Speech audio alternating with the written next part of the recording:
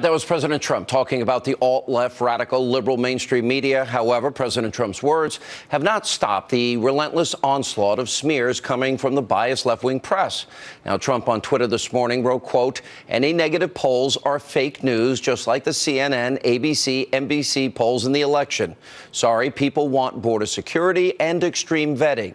The president also tweeted, quote, "The failing at New York Times writes total fiction concerning me. They have gotten it wrong for 2 years and are now making up stories and sources."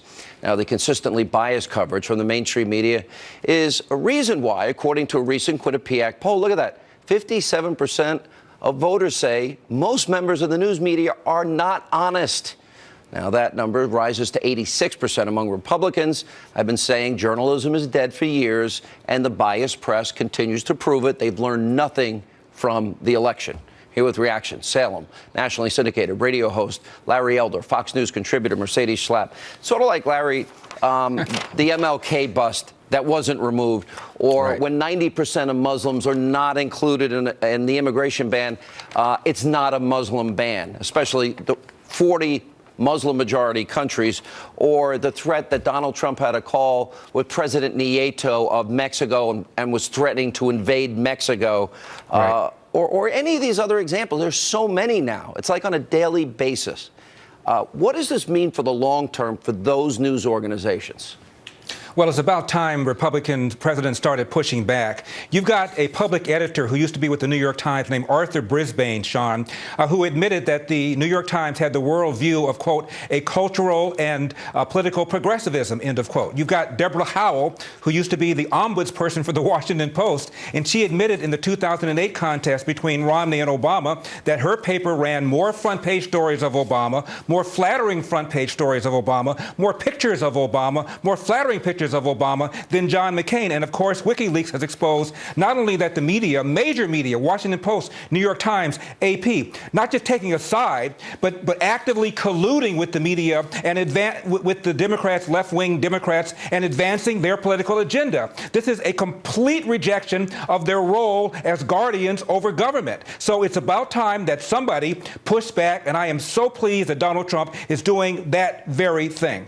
You know, I have a list here, Mercedes. Let's see, Indonesia, majority Muslim country, 258.3 million Muslims. They weren't banned. Bangladesh, 156 million. Egypt, 94.6 million. Pakistan, 201.9 million. And a list of, I'll put it up, 40 countries that are not part of the ban. But the mainstream media said this was either a religious litmus test, like Chuck Todd said, or they keep saying Muslim ban.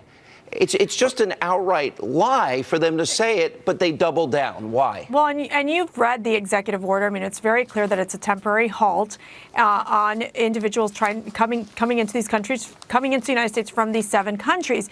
Why, I think, is a very simple answer. I think it's the fact that these journalists, for a long time, these liberal so-called journalists, have made it very much their goal to basically be as critical as possible of Donald Trump. They simply cannot accept the fact that this businessman, the underdog, won this election last year, and now they're having to report on him. And really what they're trying to do is that it is a lot of undermining Donald Trump. You go to the editorial pages of the Washington Post or the New York Times, it is anti-Trump rhetoric constantly. Now, I understand, and the newspaper will say, well, the editorial page is not linked to the rest, of the newspaper. But when you actually look at the news reporting, whether it was on the Martin Luther King bust, whether it was on President Trump, the threat on Mexico, they are just ridiculous allegations. Neil Gorsuch. Neil Gorsuch founded the Fascism Forever Club. That didn't happen either,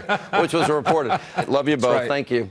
Coming up, last night's Super Bowl ending was one for the history books. When we get back, a personal friend, ESPN.